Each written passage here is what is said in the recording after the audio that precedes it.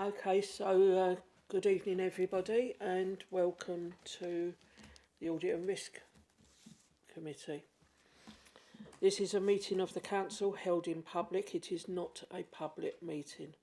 There's no fire drill planned, so if the fire alarm sounds, please leave by the nearest exit, the large screen at the front of the room, and proceed down the fire exit into the courtyard.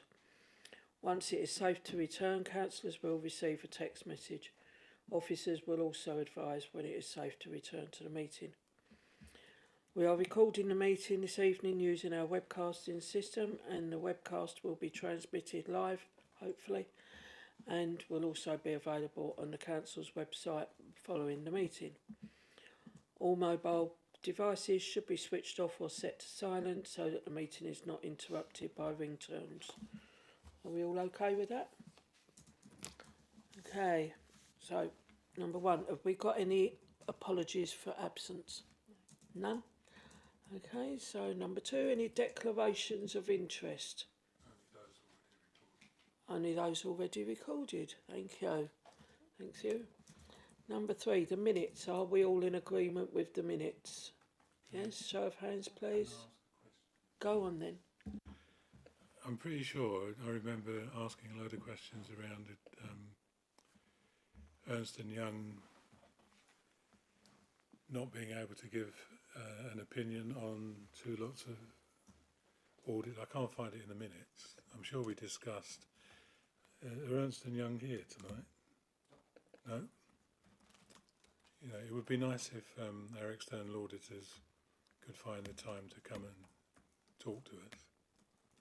Because the disclaimed audits is disclaimed that we're going to get, I believe, if through you, Chairman. I think it's incumbent on us to make sure that the residents within the borough understand what a disclaimed opinion means. I don't know if anybody here would like to give me a definition of a disclaimed opinion. Oh. We haven't had conversations yet with the auditors about the word and what the disclaimed opinion will look like, so we'll need to do that when they're ready to issue their report. And what they'll do, obviously, they will be here to present their reports, which will hopefully be as soon as possible, which we can touch on in a minute. Just come back quickly, Chairman. Given so many councils have had to issue 114 notices, I think the residents are probably rightly concerned. Unless we have a clean audit report, how are they to know that Basildon is well managed financially? So I think it is important that we get Ernst & Young to explain to us why they're in the position they are, not through officers, but for them to come here and explain and to tell us what a disclaimed opinion means. I think you're going to get a disclaimed opinion for at least 2, if not 3 years. That's a long time to go without having external audit sign off the accounts in the proper manner. I'll leave it there. Okay, so Councillor Headley, I absolutely agree with everything you've said, and I will tell your leader, and I will say to you that further on in this meeting you will hear something, but I will say now, and I'll say it again, I have charged Owen and Mike to be nagging the auditors daily, not weekly but daily, and I've promised them a pair of tights each, even though it's a bit of a joke there, to chase them daily for these accounts. It's got to be done, and it's embarrassing that it's not done. But then on the other hand, it's been let go previously by the previous administration. I've got to say fair on that. So let's just see what the guys have got to say further. Right. Oh, would you like to speak, Eddie? Chair, yes. Could we not get the audit firm to do a statement of fact of what they considered the audits contain to what degree, without going into 10, 20 sheets, saying, you know, a basic statement of fact, these audits are audited to this degree, but. Hang hang on. so that anybody reading them would understand, hopefully, what they definitely contain and perhaps what they don't contain in layman's language. Right, just a minute. Before we go any further, this is about the minutes, item 3. If we wait till later on, we can go through all those questions if you don't mind. Okay? So is everybody okay with the minutes, in agreement with the minutes? Apart from what Councillor Head, Can we take subject a vote? to... Yeah? Sorry, take a vote. Yeah. Please. Yeah. Hands, please, everyone? No? You wasn't here? Right, all fours? Yeah. Against? Abstentions? You wasn't here. Okay, thank you. So now we're on item 4, the Chairman's Annual Report. I take it everybody's read it and it's riveting reading. Are you all happy with it, or do we want to start discussing it now? Anyone? Any points? It's going to be like an auction. It's going to be going. No? Sure that you went through it with a fine tooth. Absolutely. I was doing it while I was in the shower. Yes, I have read it all, and I'm perfectly happy with it. Is everyone else happy that we've performed our duties well? Are we? No points? Councillor Headley, you're normally the one that picks something up.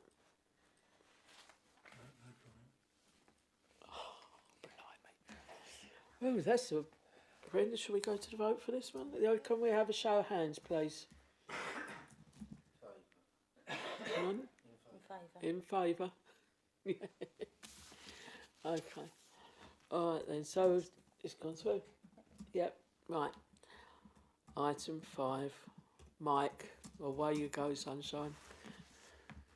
Thank you, Chair.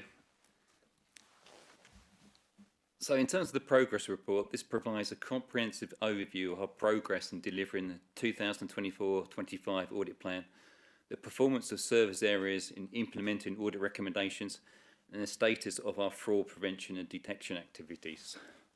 We have made significant strides in completing the 2024-25 audit plan. Key audits have been conducted on critical areas such as payroll, treasury management, risk management and IT governance. However, due to evolving priorities, some audits have had to be deferred until the next financial year. These include hybrid working arrangements, recruitment and selection, and a case management system. These will be undertaken in 25-26 to allow sufficient time for the new processes to embed. In terms of performance in service areas in implementing audit recommendations, service managers are responsible for implementing agreed actions to address issues identified by internal audit. Recommendations are categorised into critical, major and moderate and low priorities. As at the March 11th, 2025, there were 60 live recommendations, with 30 of those, which is 50%, which were overdue. Of these 30, 3 were categorised as major, 21 as moderate and 6 low priority. We continue to monitor and support the implementation of these recommendations to ensure timely and effective resolution. Just moving on to fraud. Our fraud prevention detection activities have yielded significant results. We have achieved substantial savings, both cashable and non-cashable. Specifically, we have recovered 7 properties, cancelled 11 right-to-buy applications and cancelled 5 housing applications. There are a number of appendices in the report. These include detailed insights into our findings, progress in implementing recommendations, and definitions of assurance levels and actions agreed. These appendices serve as a valuable resource for understanding the scope and impact of our work. If we look at Appendix B, we have made significant progress in clearing very old audit recommendations. Land charges are the only area we now have outstanding actions from 2019-20.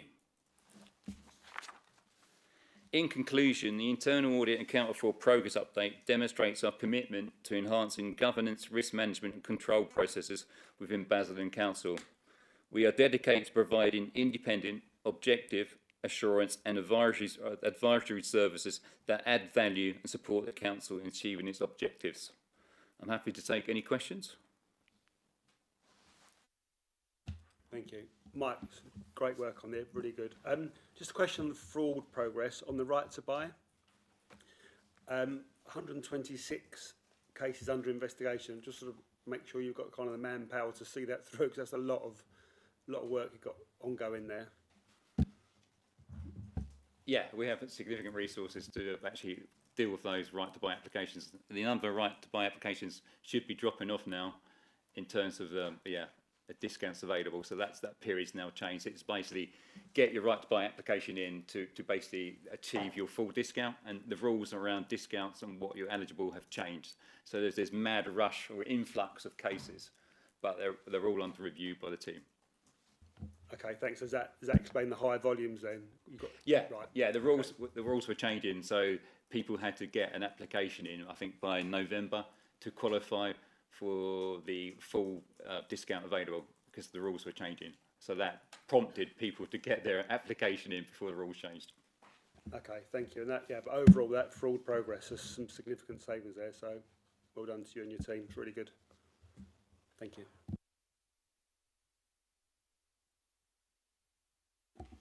Yeah, I did notice the non-cashable one at 1.3 million. What was the 1.3 million we saved?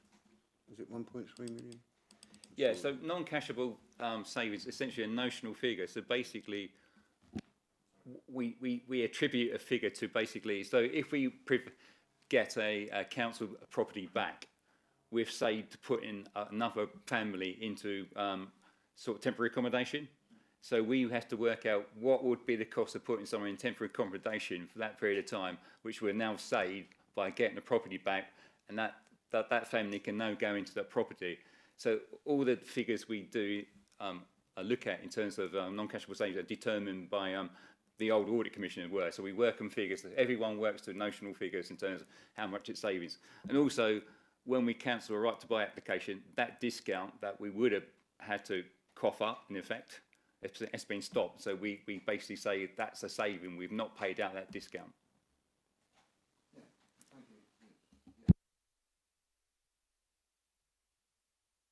Anything further, Eddie? Have you got any further comments? I've just looked at the 1.3 million. I thought that was the case, but I just wanted to be I know the right to buy. I know the right to buy. Somebody was buying a one-bedroom, not one-bedroom, what they called a bed set.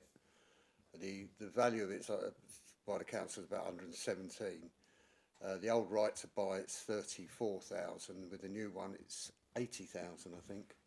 So that's why there was a rush to buy them, and because of the change, it's going to be 50 grand more, or £45,000 more. So hence the rush, and hence why those figures are there. Okay, has anyone else got any points they want to get across? No? Oh, Councillor Headley. Just to say, the item 5, you've got the first sentence, and then the next paragraph is a masterpiece of wordsmithing. I haven't got a clue what it means. If someone can explain it to me. Sorry, what page are we looking at? It's item 5, and it starts, the draft strategy covering the arrangements 25-26 was attached.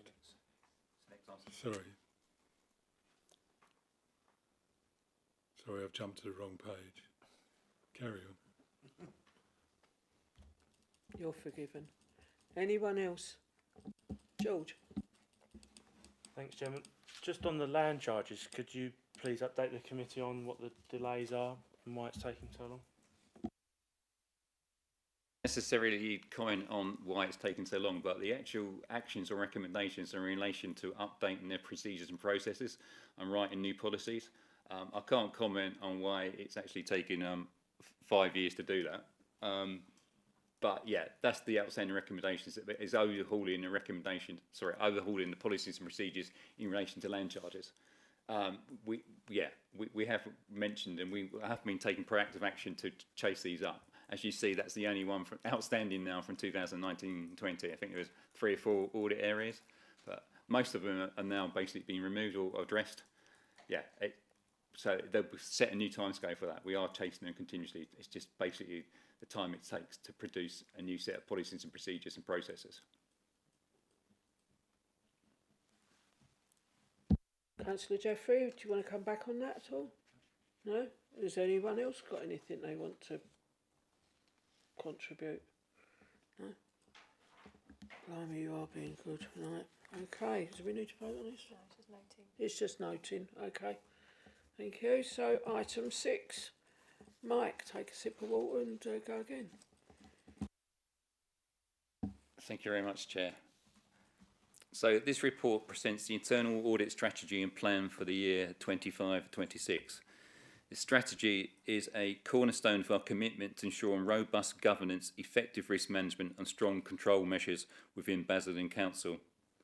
The primary purpose of the internal audit strategy and plan is to provide independent, objective assurance and advisory service that add value and improve the Council's operations.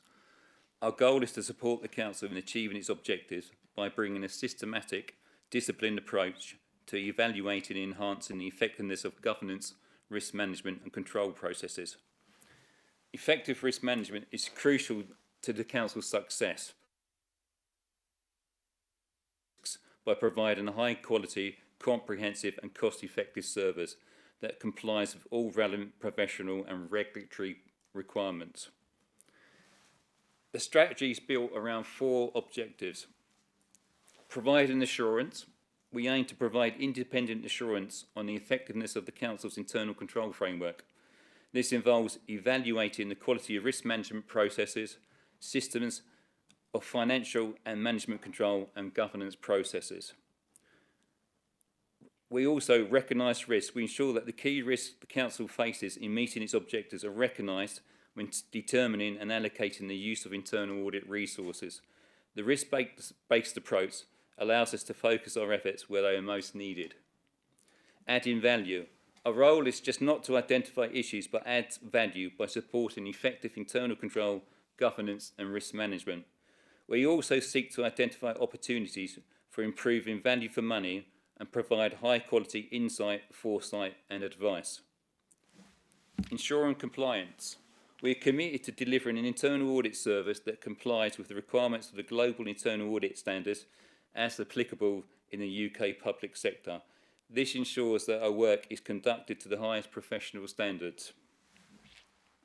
The key deliverables for 25-26 include delivery of the audit plan, ensuring sufficient audit coverage to provide an annual internal audit conclusion and report, which feeds into the Council's annual governance statement. Integrated assurance, providing ongoing assurance on the integrity, effectiveness and operation of the Council's internal control, governance and risk management processes. Management commitment, ensuring that agreed audit recommendations are implemented, thereby improving the control framework.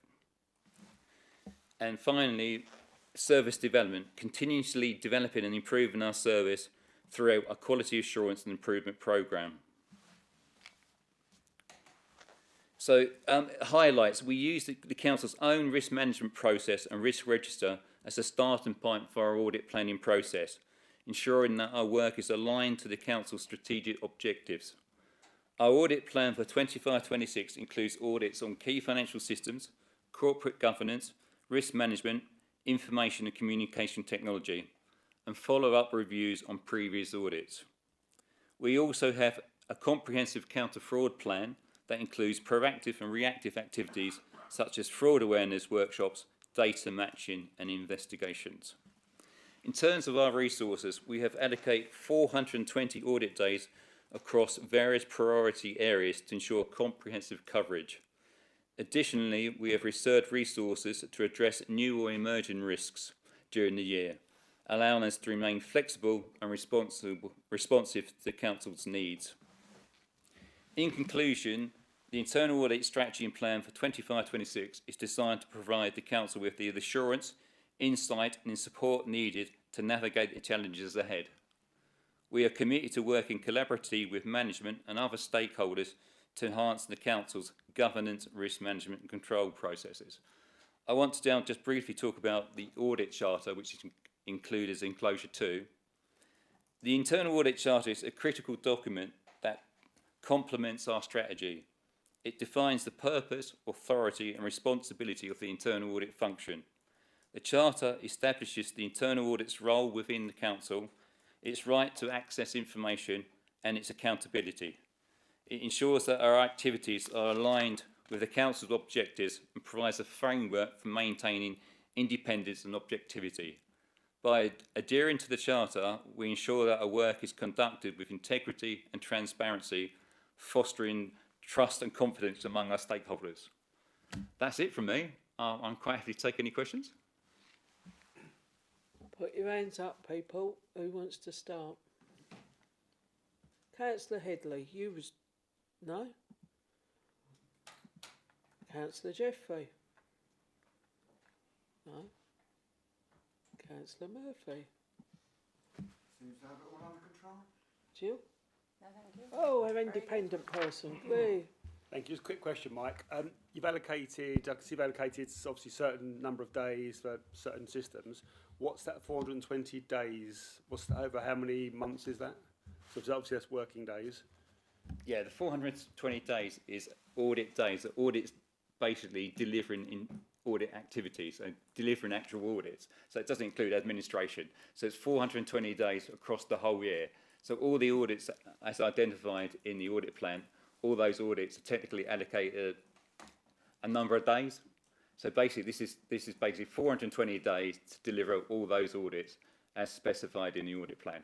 So this is purely audit days, no time taken out for admin training and the likes. This is purely delivery of the audit itself. So the planning stage of the audit, the testing stage of the audit, and issuing the final report. So purely delivery of the audit, those 420 days, and that's for the whole year.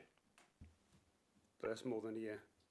It's obvious Yeah, to say. oh, it's basically, yeah, it's based on a number of people. So basically, so it's not like 365 days. We have X number of people. Mike works very hard. I put in 420 days a year. Yeah, that's it. So we have a team of 6 or 7 people, some part-time, some full-time. So we do a resources allocation, which determines how many days they can deliver. Because not all of them work full-time. So out of the team of 6 people have, we can deliver 420 audit days and deliver all those audits. Sorry. No, it's fine. That's cool. In a calendar year, got it. And you've also allocated contingency, which is great. Fine. Yeah, I can see that. We just don't know what's coming up. So all audit plans have an element of contingency because there's new and emerging risks, and we might be asked to do certain activities by the likes of Owen. In terms of he wants us to look at something special, we will have days available to look at that. No, it's fine. Well done. Great. Thank you. Councillor Reid, have you got any points? Councillor Davis, you want to speak? Thank you. Page 187 of the report. Point 32, it says the Council's external auditor keeps performance of internal audit under review to ensure reliance can be placed on its work where required. Is that something that is occurring at the moment, or is the external audit, when it's, you know, some of their difficulties in passing our our accounts, can I have assurance that the external auditor is still keeping performance on the internal audit? Yeah, it is something they look at. They can't rely on their work, so they have to repeat the testing, but they do ask for details of our reports in drawing their own conclusions. So we are asked to provide them with copies of reports, and they will look at actually the audit plan. So they will take sight of that audit plan I've proposed to put forward tonight. So they will take a look at it in terms of what activities we are looking at. So yeah, they have some oversight. The actual performance of the internal audit section is subject to this committee. I report to you in terms of performance. So if I'm not doing what I should be doing, it is the remit of this committee to judge my performance rather than an external audit. But external audit will look at the audit plan, will look at what we're undertaking, and will on occasion ask for copies of our reports. I'm going to say something here. Yesterday we had a chairman's briefing, and Owen and Mike will actually agree and confirm, and so will the ladies, that I was pretty angry about the fact that we've not had them signed off yet.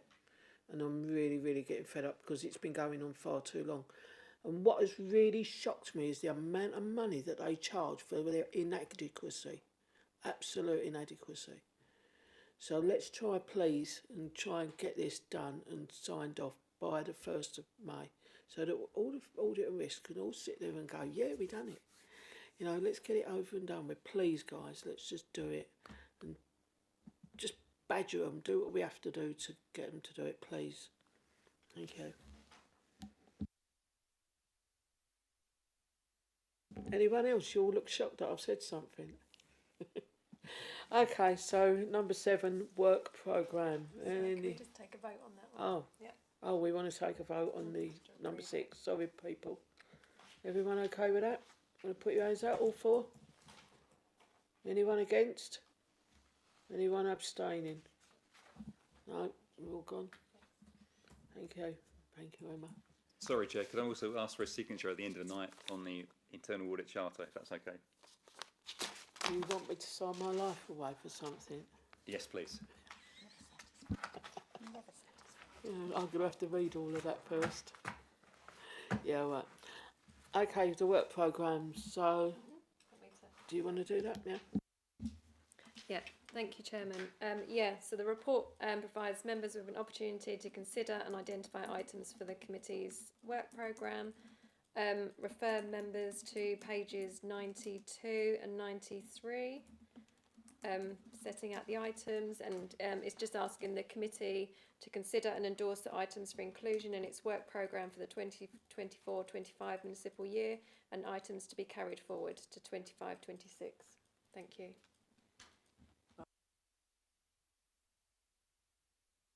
Okay, so that's going to be noted. And it's, blimey, we've done well tonight. That's us. And, oh, Owen wants to pipe up. Come on. Something unrelated. I want to introduce Tina, who is the new Assistant Director for Resources. So she'll be coming along and you'll be seeing her. But just so folks know who she is, she can say hello. Hello.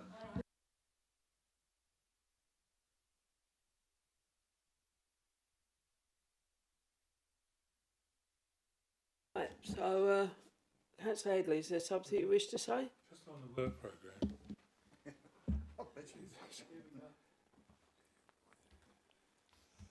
It seems that all of the external outstanding audits are on the work programme to be confirmed in April. It's already April, isn't it? When's our next meeting?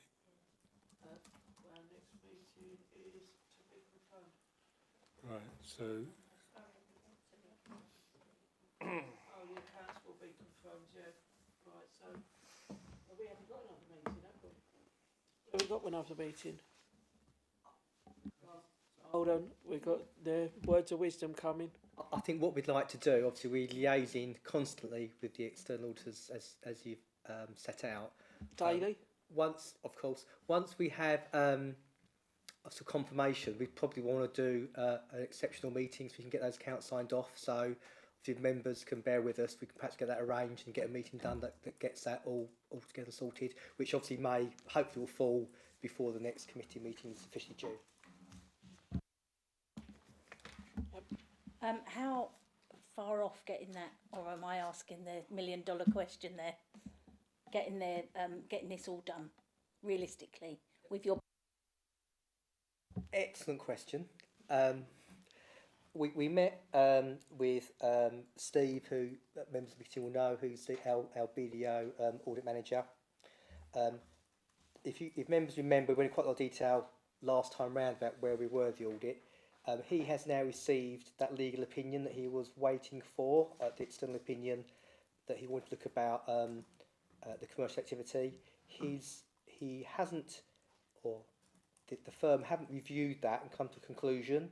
They're hoping they're going to do that by the end of April, in which case we'll be able to then hopefully put in that committee and know where we are.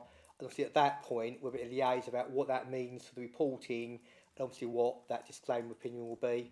And if you remember, we're expecting a full opinion on the accounts for 2021 and disclaimed opinions thereafter. So we're hoping the end of the month, hopefully as well in time for the AGM, we'll be in a position to sort of say exactly where we're at. Right, and call me thick if you wish, right? And many of you will in here, especially them over that side. What the hell have they got to form an opinion on? At the end of the day, they've got a month, right? I'm sorry, but it's just ridiculous. Can't you just get hold of them, shake them, string their necks or something, and just tell them to do it, please? It is very frustrating. Unfortunately, physical abuse isn't allowed, but obviously we will do everything we can to make sure they deliver as quickly as they can for us. Thank you very much. Councillor Headley's going to get involved in there. I'm having a very slow night tonight. When you look at 2021, 21, 22, 22, 23, the external auditor for all of those is BDO. So BDO are 3 years behind. We've already gone over to Ernst & Young. The chairman's asked a question about fees and charges. Can someone confirm, does the council have a direct contract with the external auditor, or is our contract through PSA? It's through PSA. So we can't badger them. The only people we can badger is people who act on behalf of the council as the intermediary for placing the external audit with the companies concerned. Can badger them, but as you say, we haven't got a direct contractual relationship, so we can't impact that contractual relationship. Obviously, we are their clients. We can badger them in that respect, but not from a contractual perspective. We look forward to an increased fee. I'm shocked, I really am. Might, before I lose the will to live any further, Emma? Oh, right, Eddie, go on. Right. What I don't understand, obviously they're not complete, or they're complete up to the point that we've accepted or somebody's accepted that they're going to be. But why is it that a 3-year-old one isn't complete? Surely, with all the time and money we seem to be spending on this, they would have completed the first one, perhaps. So the 2021 should be complete. Why have they sort of left that one incomplete and started the next one and then started the next one? I know they probably have to do that in general to see there's large sums of money going missing. But why isn't the early one complete? After 3 years, 4 years, 24 or 25, 5 years, 2021, 4 years, it's still not complete. Did they just decide to leave that one and get on with the next one?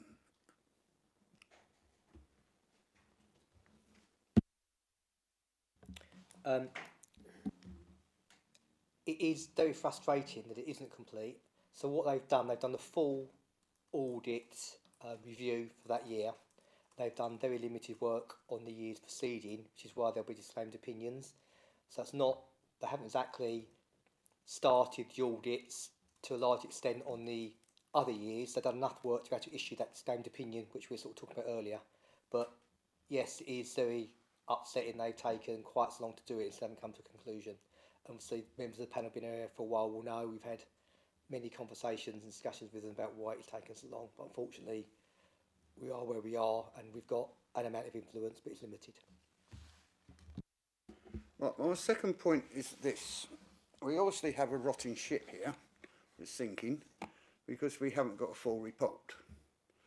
So where are we going to be with a new firm taking over who in theory are not going to trust the previous firm's audit to 100% degree, and probably even if it was 100% and finished, they still would overlook it to make sure they were happy. So to me, if something isn't complete and you haven't got a total 100% figure to work from, The new firm is going to be exactly the same. Well, we can't do it because the starting figure we haven't got. So if these two firms going to work together, bearing in mind that one firm, once they've given us the reports that they're going to give us, they're going to say, that's your lot, give us some money, and off they go. And the new firm's going to come and say, well, this is where we're starting from. But in all honesty, we're not going to start from a position that is 100%. We're only starting from a position because we all know it's not 100%. So we're never going to now get a figure which is 100% correct unless we draw a line under it and say, well, that year we'll pretend it's under correct and we'll start again. Is that a true case or not? So, excuse me. So the audit firms, they're liaising, they're having discussions. As you say, the 22-23 audit opinion that BGA will give, their last one will be disclaimed opinion. So obviously EY have done the audit for the following year, 23-24. And I think a couple of meetings ago we shared something that come out from central government. So what we're expecting, and 99% of authorities are in the same position, is it will take up to 3 years to build up that assurance. So as you rightly say, the new auditors cannot have comfort that the starting point is correct, and it will take them a number of years to build up that comfort in those opening balances, and that's why you'll get disclaimed opinion for a number of years until they can offer a full opinion again, and that will be the same position for almost all authorities in the country. Has anybody done a costing on whether it's worth just drawing a line under it and saying start again? Because it seems to me, even if there's been a bit of fraud, that the cost of keep going backwards to keep searching to go forward correctly is going to cost more than writing something off.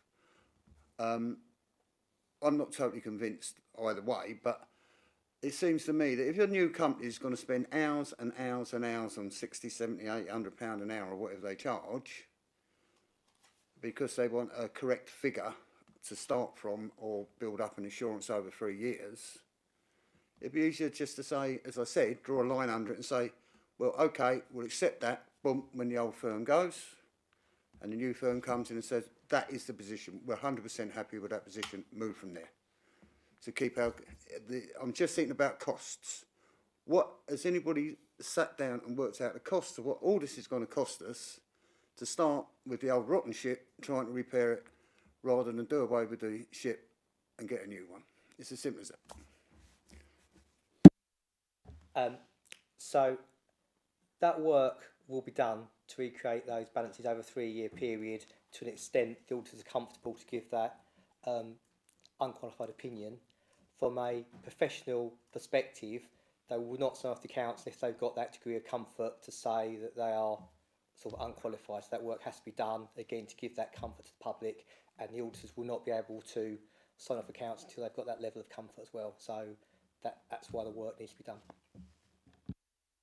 Right. That then begs the question that if we're moving to a joint council in 3 years, or 2 years, 3 years, by the time we get to the joint council and join up with Thurrock, Castle Point, Southend, whoever,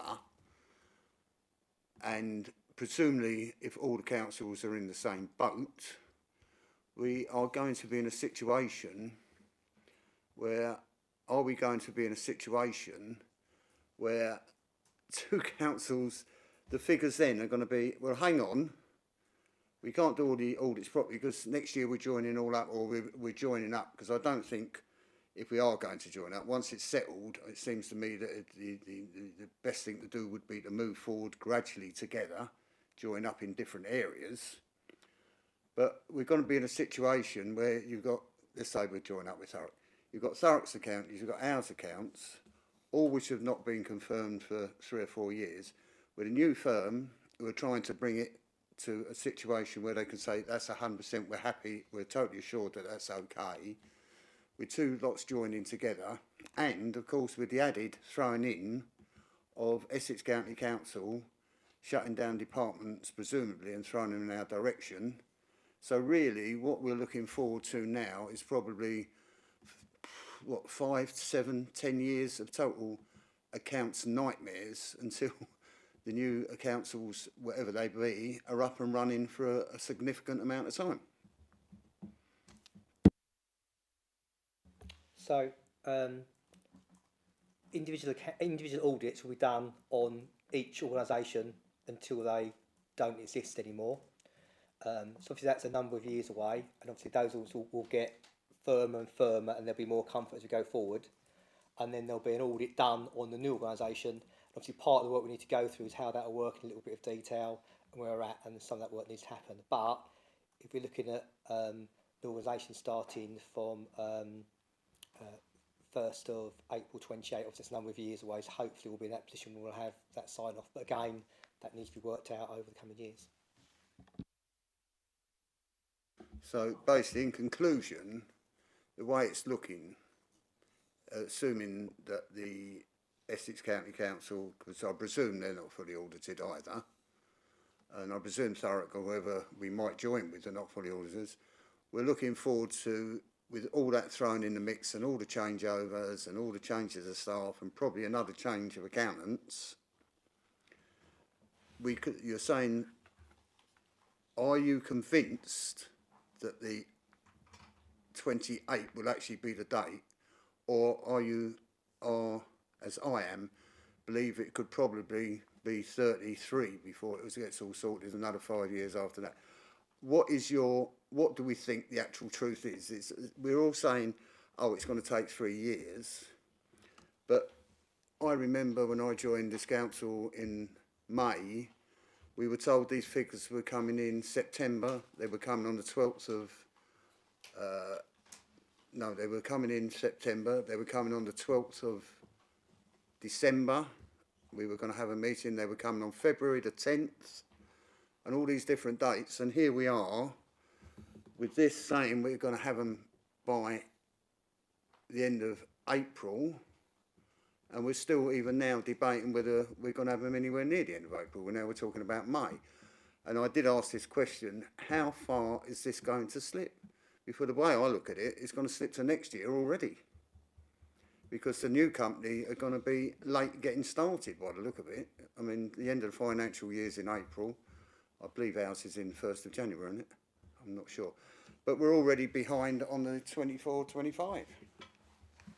Doesn't work quite like that. So, for example, the new auditors have started their interim audit for the current year already, or the previous year. So that work is ongoing. It doesn't stop until the BDOs sign theirs off. But what the new auditors need to be mindful of, they can't officially sign off those accounts until they are confident there's nothing came out of the BDO report. So it is all happening in tandem.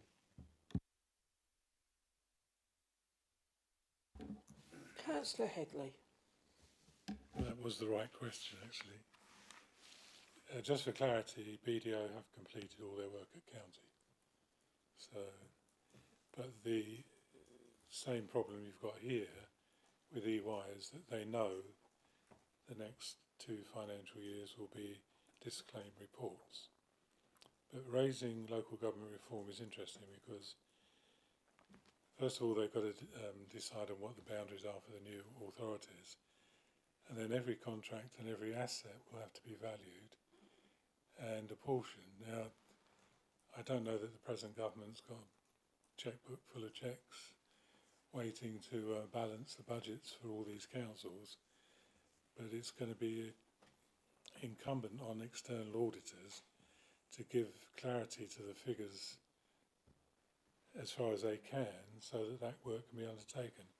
And our independent member asked the right question in terms of resourcing. So have councils got adequate resources to undertake that work that will be required under LGR? And the same question goes to external auditors. Have they got the capacity? And part of the problem is the whole of the audit industry hasn't got a great deal of capacity. That's why they're in the mess they're in. And you'll find that things are not going to improve quickly, is my take on it. So good luck with LGR, because that's going to bring you a shed load of work. Thank you. And here we go. Someone was talking about bankrupt Britain then, weren't they? Yeah. So any more? We've done item 7, haven't we? Yep. Well, that's it. Has anyone else got any points before we all go off and bang our heads against the wall? Because I'm totally confused. No. Anyone? Oh, do you want to join in? No, it was mentioned earlier, but is there a date for the next meeting? Sorry, is there something in the diary for the next meeting, or to be set? Okay, fine. Okay, fine. Okie dokie. Well, thank you very much, everyone. Have a nice evening and have a safe journey home. Thank you very much.